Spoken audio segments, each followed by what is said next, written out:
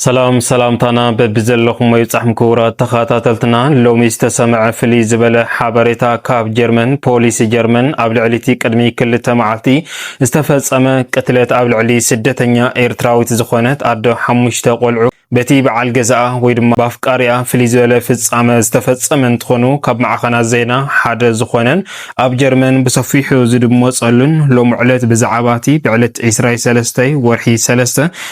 اسرا شدشتي ويدما قدمي كلته معالتي زغاطمه مسكحكحن مدنگصن زخونه فصامه قتلت اب لعلي ادو حمش تقلعو زخونه سدتنيا ايرتراو نباريت اب جرمن بسبايا ويدما بتي افقاريا بمرتلو قطيطو اسكرينا خلت سلسه قريصو اب غزا مونما بينا كيتخون مسدقا نتا غالون بخبيد زخونه موقعتي عصيوم نخوغي بتم ناي حجي اكلات استتحاز انتخون لوم علت دما بوليس جرمن بزعباتي افتي زنسو استزحازه سبايا ويدما بعل جزان كوم دما كونتات اتا غالو مالتون بخبيد زخونه موقعتي دحري موقع بوليس جرمن نافتي حدغا استفصملو بوتا دحري ممصا نتا مويتا استرخبت بعتي غزو ناسكرين مرمرا توهايلو نمرمرا كفلي نتا بخبيد زخونه موقعتي استوقعت غالو قال 15 عدمه دما نا هوسبيتال كمزاتيت كومدما نوعلون ودر وعيت شعنتي عامت انتخون اتي ولادي ويدما اتي نسويتو قتيل زلم نابتم ناي حقي اكلات كم زتحازوا زفلط يو ነገር ግን እዚ ፍጻመ እዚ ክፍጸም ዝራአዩ ደቆ ማለቱ እንጠቅላላ ሓሙሽተ ዝወለደ እንትኸውን ነገር ግን እቶም ኩሎም ስድራ ኣብዚ እዋን እዚ ኣብ ዝተዳናገጹሉ እዋን እቶም ህፃውንቱውን ከም ዝተሰኣነ እዩ እናተሓበረ ነይሩ ካብዚ ብስተበገሰ ድማ ፖሊስ ጀርመን ውን ናታቶም ሓበሬታ ንምእላሽ ለዓልን ታሕትን እናበለ ከም ዝነበረ ዝፍለጥ እዩ ማለት እዩ ኩራ ሰማዕትና ባርከስ ሎሚ ዕለት ፖሊስ ጀርመን ብዛዕባቲ ኣብ ጀርመን ዝተፈጸመ መስካሕክሕን መደንገጽን ዝኾነ ፍጻመ ቅትለት ብስብኣያ ሞድማ ኣዶ ሓሙሽተ ቆልዑት ዝኾነት ሎሚ ዕለት ብሰፊሑ ኣውፅእወሎ ከምኡ ድማ ውሳኔቲ ቀታሊት በሃይሉ ኣብቲ ግዜ ንሱ ተተሓይዙን ዝነበረን ኩነታት እታ ብኸቢድ ዝኾነ መውቃዕቲ ኣብ ሆስፒታል ዝኣተይትን ሎሚ بصفيحو ان تزرجح يركب مالتيو እዚ እንታይ ይመስል ኩነታት ውሳኔ ሕጊ ጀርመን ኣብ ልዕሊ ተቀታልን ከምኡ ድማ ኩነታት ታብ ከቢድ ዝኾነት መውቃዕት ተወቂዓ ሆስፒታል ዝኣተየት ጓልን በሓፈሻ ድማ ስድራ እዞም ሓደጋ ዝበጽሑም ኣምታይ ኩነታት ከም ዘለዉ ሎሚ በሓፈሽኡ እናውፀዩ ከምኡውን ሚስተር ቅትለቱውን እናተዘረበ ይርክብ ማለት እዩ ኩራ ሰማዕትና እዚ እንታይ ይመስል ንዝብል ዝርዝር ሓበሬትኡ ናባኹም ክነብን ንኸውን ነዚ ቻነል ናዚ ሓደሽ ተዳእኹንኩም ሳብስክራይብ ናውልኩም ኣባላትና لايك شير ناولكم مدباتنا سكاب مودعتان حابيركم ناصنحو اتي بعلات عسراء سلستي ورحي سلسته عسراء شدشتي اب جرمن استفصمه مسكاك يزخونه فصامه قتلت ادو حمشت قلعو زخونه قال 38 عدمه توليدا زعبيتلو اب ايرترا نغرغن كبابي 6 عامت دما اب جرمن زنورو انتخونو نايزياتهم هاند وتاوي زخونه قتلت دما نخل سب اداناغيصو كم زنبره زفلطيو ازوم سبات زيو مالتو ونزوم ايرتراوያን ስደተኛታት ነበርቲ ኣብ ጀርመን ዝኾኑ ናብ ጀርመን ካብ ዝኸዱ ንልዕሊ 6 ዓመት ዘቁፀሩ እንትኾኑ ነገር ግን እዚኣቶም ኣብ መንጎኦም ምስምዕማዕን ዘይምስማዕማዕን ዝነበረ እዩ ናብቲ ሓድሽ ሰፈር ድሕሪ ምምጻእ ድማ ብዙሕ ዘይምስማዕ ከም ዝነበሮም ውን ሓበሬታታት እናወፀ ይርከብ ማለት እዩ ባርከስ እዚ ሰብኣይ እዚ ወይ ድማ ቀታሊ ሰበይቱን ደቁን ማለት እዩ ኣብቲ ግዜ ንሱ እቲ ሓደጋ ድሕሪ ምፍጻም ከም ልጽዩ ሓሲቡ ነይሩ ነገር ግን በቶም ኣብቲ ከባቢ ዝነብሩ ከም ዝተሓዘ ፖሊስ ጀርመን ድማ ኣብቲ ግዜ ንሱ ቀጥታ ሞጽዩ ከም ዝሓዘ እዩ እናተገለጸ ነይሩ ማለት እዩ እዚ ሰብዚ ካብቶም ኣብቲ ከባቢ ዝነበረ ምስክርነት ዝተረኣየ ማለት እዩ ኣብ ጋርደን ወይ ድማ ኣብ ናይ ሕምልቲ ቦታ እናሰርሐ ከም ዝነበረ ምስ ደቁ ውን ከም ዝነበረ ቅድሚ ሰዓት ጽቡቕ ከም ዝነበረ እናተገለጸሉ ነገር ግን ድሕሪ ሰዓት እዩ እዚ ኩነታት እዚ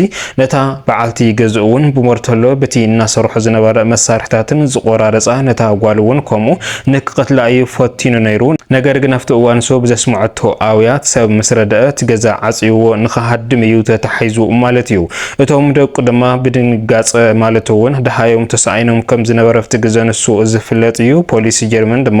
ደሃይናቶም ህፃውንቲ ንምእላሽን ኣልሹ ድማ ላብ ናይ ሕጊ ቦታን ናይ ውሕስና ዝኾነ ቦታ ንኸረክብን ለዓልን ታሕትን እናበለ ነይሩ እዩ እዚ ድማ ንኹሉ ውን ጭንቂ ፈጢሩሉ ዝነበረ ኩነታት እዩ ባርከሰቲ በዓል ገዛ ወይ ድማ ኣፍቃሪኣ ዝበሃልን ኣቦ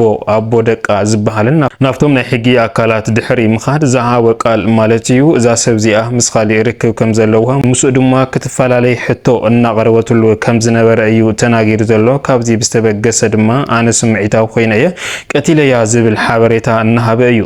ምቕታሉ ሓደ ነገር እንትኸውን ነገር ግን ቦይነይ ኣይቀተልኽዋን ዝብል ሓሳብ ግን ካሊእ ሕቶ ፈጢሩ ይርከብ ማለት እዩ ክቡራት ሰማዕትና ስለዚ ኣብዚ እዋን እዚ ምቕታል መን ደኣ ነይሩ ንዝብል ድማ ነዚ እዩ እቲ ኣስከሬን እስካብ ዝዓለት እዚኣ ምርመራ እናተኻየዶ ዝርከብ ነገር ግን ካብቶም ቃተልቲ እሱ ሓደ ምዃኑ ግን ኣሚኑ እዩ ዘሎ ማለት እዩ ክቡራት ሰማዕትና እታ ጓሉ ወይ ድማ ብከቢድ ዝኾነ መውቃዕቲ ተወቂዓ ናብ ሆስፒታል ዝኣተየት ድማ ዝሕዚ እዋን ማለት እዩ ኣብ ከቢድ ዝኾነ ክትትል ፀንሐት እንትኸውን ሕዚ እውን እንተኾነ እስካብ ዝዓለት እዚኣ ውንኣ ከምዘይ መለሰት እዩ ሓበሬታ እናወፀ ዝርከብ ክትወፅዶ ኣይትወፅን ዝብል እውን ሕቶ ምልክት እዩ ኮይኑ ዘሎ ማለት እዩ ኣብ ጀርመን ቅድሚ ሕዚ እውን ኣስካሕክሒ ዝኾነ ፍጻመታት እናተፈጸመ መፅኡ እዩ ፍላይ ድማ እቶም ኣስኡን ማለት እውን ካብ ኢትዮጵያ ፕሮሰስ ገይሮም ዝወሰድዎን ኣብ ልዕሊአን ዘብፅሕዎ ዘለዎ ማህሰይቲ እስካብ ዝዓለት እዚኣ ንኩሉ ሰብ እናሕዘንን እናገረመን ይርከብ ማለት እዩ ቅድሚ ዝተወሰነ ኣዋርሕ ከም ዝፍለጥ ሓንቲ ስደተኛ ኤርትራዊት ዝኾነት ክሳዳን ኤዳን ተቆራሪፃ ኣብ ሃይወይ ዝበሃል ቦታ ተደብያ ከም ሰረኸ ዝፍለጥ እዩ እውን ኣቲ ኣፍቃሪኣ ከም ዝተሓዘት ኣፍቃሪኣ ድማ ካብ ጀርመን ሃዲሙ ኣብ ኢትዮጵያ ኤርፖርት ከም ዝተሓዘ እናተሓበረ ነይሩ ናይዚ መቐፀልታ ዝሕዚ እዋን ድማ ኣዶ 5 ቆልዑ ዝኾነት እሞ ድማ ትሕብሕበካ ዝነበረት ሎሚ ብሞርተሎ ቀጢጡ ቀቲልዋ ኣሎ ነገር ግን ቀቲልዋ ከም ዝኾነ ኣሚኑ ኣሎ በይነይ ኣይቃተልኽዋን ዝብል ድማ ተወሳኺ ምርመራ እናተገበረ እዩ ዘሎ እቶም ባሃውቲ ርእቶ ድማ በዚ መሰረት እዚ ማለት እዩ እዚ ሰብ እዚ እንድሕር ደኣ ምቕታሉ ኣሚኑ እሞ ድማ ኮነ ኢሉ እንድሕር ደኣ ቀቲልዎ ዕድመ ልክዕ ከም ዝፍረደ እዩ ሓበሬታታት እናወፀ ዝርከብ ነገር ግን እስካብ ዝዓለት እዚኣ ፖሊስ ጀርመን ነቲ ኣስከሬን እውን ተወሳኺ ምርመራ ከም ዘድልዮ ንእውን እቲ ውሳኔ ንክልተ መዓልቲ ኣራዚምዎ ከም ዘሎ እዩ ሓቢሩ ዘሎ ድሕሪ ክልተ መዓልቲ ግን ውሳኔ ፍርዲ ከም ዝመሓላለፈሉ ተወሳኺ ምርመራ ተገይሩ እቲ ኣስከሬን ድማ ብስነ ስርዓት ቀብሪ ንክቕበር እዩ ሓበሬታ እናወፀ ዝርከብ እቶም ጠፊኦም ዝነበሩ ህፃውንቲ ድማ ተረኺቦም ዝብል ሓበሬታ ድሕሪ ምስማ ድሕሪኡ ድማ ናብ ውሕስና ዘለዎ ቦታ ከም ዘረከቦም እዮም ፖሊስ ጀርመን ኣብቲ ፀብፀባቶም እናሓበሩ ዘለው ከምኡ ድማ ካብ ማዕኸናት ዜና ጀርመን ሓደ ዝኾነ ቢልድ ከም ዝፀብፀቦ እንተኮይኑ እቶም ህፃውንቲ ከም ሰረኸው ድሕሪኡ ድማ ናብ ውሕስና ዘለዎ ቦታ ከም ዘረከቦ እውን ሓበሬታ እናወፀ ይርከብ ማለት እዩ እዚ ከምዚሉ እናሃለወ ኣብ ኬታ ዝበሃል መዘናግዒ ህፃውንቲ እውን ሓደ ወዲ 7 ዓመት ኣብቲ ማይ ሞይቱ ተረኺቡ እናተባሃለ እዩ እቲ መዘናግዒ እዚ ቃላይን ዝተፈላለዩ መዘናግዕታት ዘለዎ እንትኾኑ ነገር ግን እዚ ሰብ እዚ ድማ ናኡ ክዘናጋዕ ብምኻድ ኣብቲ ቃላይ ኣትዩ ከም ዝወተ እዩ ሓበሬታ እናበፅሐ ዝርከብ ዘሎ ማለት እዩ እቲ ኬታ ዝበሃል መዘናግዒ ህፃውንቲ ድማ ብኣብዝሓቶም ስደተኛታት ኤርትራ ዝጥቀሙሉ እንትኾኑ እዚ ዝሞተ ህፃን እውን ኤርትራዊ ምዃኑ ሓበሬታ እናወፀ ይርከብ ማለት እዩ ክቡራት ሰማዕትና ብሓፈሻ ኣብ ልዕሊ ስደተኛታት ኤርትራ እናበፅሐ ዝርከብ ዘሎ ጉድኣትን ማህሰይትን ንኩሉ ሰብ እናሕዘነ ይርከብ ማለት እዩ እምበኣር ከስን ሎሚ ዝወናዮም ዝርዝር ሓበሬታና እዚኦም ይመስል ነይሮም እስካብ መወዳእታ ሓቢርኩም እናፀናሕኩም ካብ ልቢ እናመስገና ኣብ ዝቕፅል መደባትና እስካብ ንራኸብ ሰላም ሰናይ ፀንሕቲ ይጎረልኩም ሰላምታ ይናኹም